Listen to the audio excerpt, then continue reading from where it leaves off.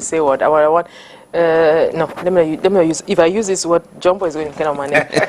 But you're looking good. It's always sometimes. I think sometimes when we sick, it's just because we need to rest. Oui, tu as parfaitement raison, parce que le repos fait partie d'un point très important de notre vie, d'un domaine très important de notre vie. On ne peut pas travailler indéfiniment, même si on a la volonté, on a la volonté de travailler, on a la passion de travailler. Le repos, il est très important. Et parfois, quand on ne se l'impose pas, la maladie vient nous obliger à nous reposer. Et quand on se repose bien, on peut avoir l'impression que qu'on est plus frais, quoi. Ah ouais, toujours c'est très important. La semaine dernière, nous parlions justement, on était en train de faire le tour avec les 5 clés pour améliorer son réseau professionnel. Yeah, to expand your professional network. Professional network. Alors aujourd'hui, ce serait bien qu'on fasse déjà, on parle des clés du succès professionnel. On fasse un résumé sur les clés du succès professionnel avant de parler d'autres choses en fait. Sur le succès, de parler des gens qui expriment I've spent more than 10 years here, I'm still at the same position, I want to grow. La progression hiérarchique, parce qu'il y a aussi des clés pour la progression hiérarchique. On voit ça avec le coach. D'abord, un résumé sur... Oui, le résumé sur les 5 clés professionnelles. Sur les clés professionnelles. Le résumé sur les clés professionnelles ou bien sur la progression professionnelle, parce que c'est très important. Nous ne sommes pas toujours ce que nous avons, ce que nous avons choisi comme métier. Il faut faire la différence entre le métier ou bien la fonction que nous exerçons avec notre projection professionnelle. Dans la projection professionnelle, on peut trouver un comptable qui devient un directeur financier, ou bien qui à la longue, il voit qu'il a de la passion pour la relation humaine, il se rentre dans le commercial, ou bien il devient un RH, quelque chose comme ça. Donc vous voyez, il faut travailler là-dessus pour comprendre. En fait, pour aller relever les points sur lesquels nous sommes véritablement sensibles. C'est pour ça qu'il y aura la différence entre cette ascension professionnelle et la progression hiérarchique. Donc, nous avons parlé de succès professionnel. Dans le succès professionnel, nous disions que pour ceux qui démarrent leur carrière, ou bien pour ceux qui sont dans une carrière professionnelle et qui aspirent et qui veulent grandir là-dedans, ils doivent notamment suivre quelques exemples tels que démontrer la passion dans l'exercice de leurs activités professionnelles.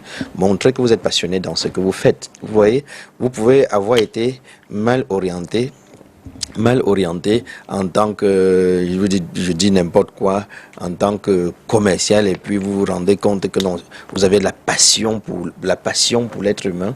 En vous connectant dans cette passion à l'être humain, vous découvrez le talent professionnel d'encadrer des équipes. Vous voyez que vous allez... Est-ce que c'est à vous de le ressentir, ou c'est à ceux qui vous regardent en fait de comprendre, de déceler ça, peut-être votre directeur ou directrice des ressources humaines? En réalité, c'est à vous de le déceler. Okay. En réalité, c'est à vous de le déceler, mais on dit très souvent que l'on ne peut pas être à la fenêtre et se voir passer en route, comme le disait Durkheim, le philosophe Durkheim. Donc, vous laissez les autres, vous acceptez, ou bien vous comprenez, vous écoutez les autres vous donner chacun ce qu'il voit. Il peut avoir mal vu, mais la personne qui vit cela, c'est vous. Parce que quand on vous renvoie cette information, à vous ressentez si c'est vrai ou ce n'est pas vrai. Comment vous ressentez, ressentez, ou bien vous vous sentez dans cette posture qui est dite par celui qui vous regarde. Donc il faut démontrer de la passion dans l'exercice de ces activités professionnelles. Ça, c'est la première clé qui vous permet de savoir que vous êtes excellent dans telle chose. Okay. Je vous assure, je suis coach aujourd'hui, mais avant j'étais commercial. J'étais commercial d'entreprise et j'avais cette passion, j'avais cette passion dans la vente de ne pas seulement m'arrêter à ce que je vends à autrui, mais à savoir comment est-ce qu'autrui peut utiliser ça et grandir plus. Ça m'a fait découvrir cette passion de l'être humain. Vous savez que le coaching, c'est l'être humain au centre. De toute façon, depuis que nous parlons ici de coaching, vous voyez qu'on met toujours l'être humain au centre. Donc, dans cette fonction commerciale-là, j'ai découvert que j'étais réellement passionné par l'être humain. Et vous voyez que je peux utiliser cette passion de l'être humain pour continuer à exercer même dans cette activité commerciale. Okay. Donc, et ça me permet maintenant de rechercher à tout moment comment est-ce que je peux faire pour impacter plus en profondeur l'être humain dans chaque entretien que j'ai. Ça, c'est le premier résumé de montrer la passion dans l'exercice de ces activités professionnelles. Il faut démontrer et il faut développer un programme de formation en continu. Il ne suffit pas seulement d'avoir de la passion. Il faut avoir un programme de formation en continu. Les gens pensent très souvent en chéri que quand on a fini l'école, ou bien quand on a été engagé comme employé, c'est fini. Ouais. Ou bien quand on a déjà été confirmé au poste de responsable commercial, ou bien directeur des ressources humaines, c'est fini.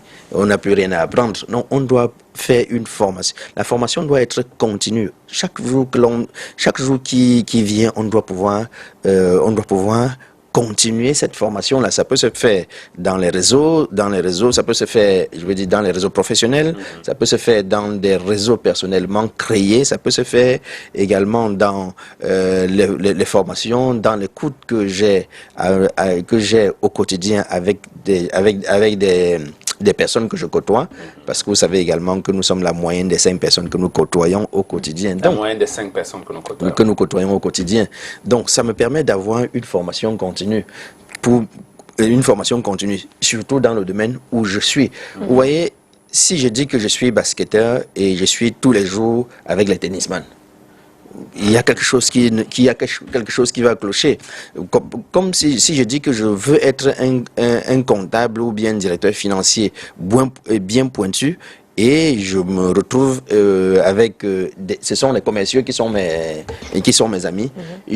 La relation professionnelle, elle est bien, mais elle ne va pas m'apporter autant que je souhaite. Donc il faut que je recherche ceux qui réussissent dans mon domaine, que je les côtoie au quotidien. Mais coach, est-ce qu'il faut forcer les amitiés? Si c'est une question de feeling à la base, si vous êtes dans une structure comme celle-ci, je prends n'importe quel exemple, vous êtes dans un desk, comme on peut être dans le desk de la production, et que vous avez des affinités avec des gens qui sont au niveau de la diffusion. Qu'est-ce que vous faites? Vous dites que non, laissez-moi d'abord avoir des amis ici au niveau de la production. C'est une très très bonne question, et j'aime ce style de questions. Est-ce qu'on peut forcer les amitiés? La réponse se trouve à la base sur les objectifs que vous avez de votre vie. C'est là où se trouve la réponse. La vie est une question de choisir et de payer le prix. Cet ami-là, bon, c'est un peu péjoratif, il me sert à quoi? Mais c'est ce qu'il faut se poser comme question à l'intérieur de soi. Il me sert à quoi? Ou bien qu'est-ce que je peux lui apporter? Et en retour, qu'est-ce que lui va m'apporter? Parce qu'il n'y a aucune relation qui est désintéressée dans la vie. Et si je trouve que celui-là qui est de l'autre côté, je pense qu'il a beaucoup à m'apporter, je ferai tout et tout pour devenir son ami. D'accord. Yes, vous forcez pratiquement. Oui. Yes, you force a relationship here because I think there's a saying in English, say practice makes perfect. I just want to come out with say, when you practice what you already know, when you keep practicing, for example, let me take being a makeup artist. When you don't practice it always the time, you are going to lose your hand of flexibility to do it. So it's like what do I do? For example, me, what do? I go on social media.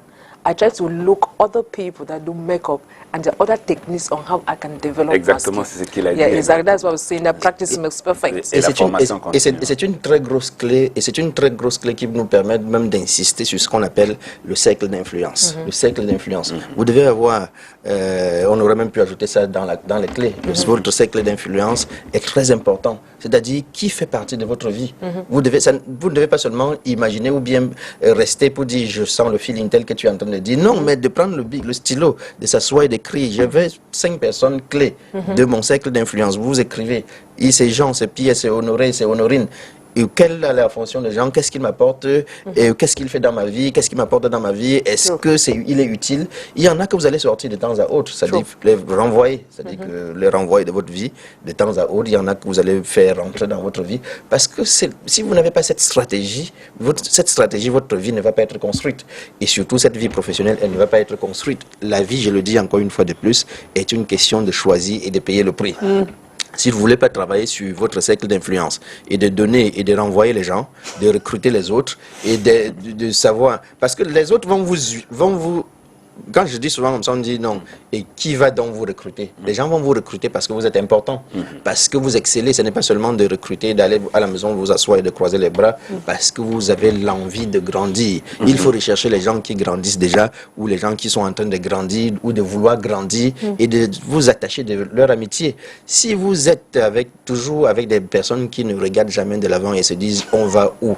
Vous êtes la prochaine personne qui ne va aller nulle part. Donc, c'est très important.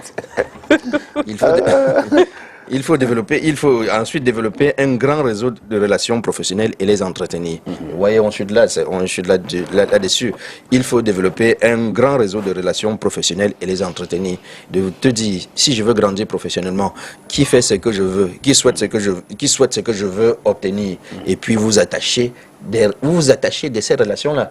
Je le disais ici la fois dernière que n'ayez pas honte d'amener la personne qui a ce que vous voulez manger chaque jour, chaque midi, chaque matin, et de créer cette relation. C'est à vous de créer cette relation, c'est pas à lui de créer la relation, et surtout d'aligner votre projet professionnel avec votre projet de vie. Votre projet professionnel doit être aligné avec votre projet de vie. Important. Je crois qu'on sera obligé d'en reparler encore et encore de toutes les façons. On n'a pas brossé ce qui est important, mais c'était bien de faire ce résumé et de revenir sur ces clés-là parce qu'elles nous aident au quotidien. Et particulièrement, je crois qu'il est temps que tu amènes la personne qui a ce que tu recherches manger tout à l'heure. I know what you're talking about. I know exactly what you're talking about. But which is very true. They say, if you see something in somebody that you can acquire, do your best to be able to come closer to the person. If you need buying food to that person every day for you to be able to acquire, because when you invite that person to a restaurant, while the person eating, you bring up ideas, you talk, and the person would definitely tell you something which is going to be beneficial. So choose your circles of friends. Do not choose everybody to be your friend because people can always throw you back. And practice makes perfect. It is not because you're a makeup artist, it's not because you're a journalist, you think that it is okay. You keep learning every day. You keep reading books. You keep doing research to be able to upgrade. So we have come to the end of our program. C'est une question de choisir et de payer le prix. Il faut préciser ça. Choisir et payer le prix. Yes, you have to choose and pay a price. Yes, nothing is for free. I always say it. Nothing is for free. Like they always say, education is not for free. It's not for poor people. You need to use money for education. So guys, Jumper say I should leave because I can talk from now to tomorrow. It's a bye-bye for me here in the studio and Jumper. We shall be right back tomorrow. It is 7 a.m. Bye-bye.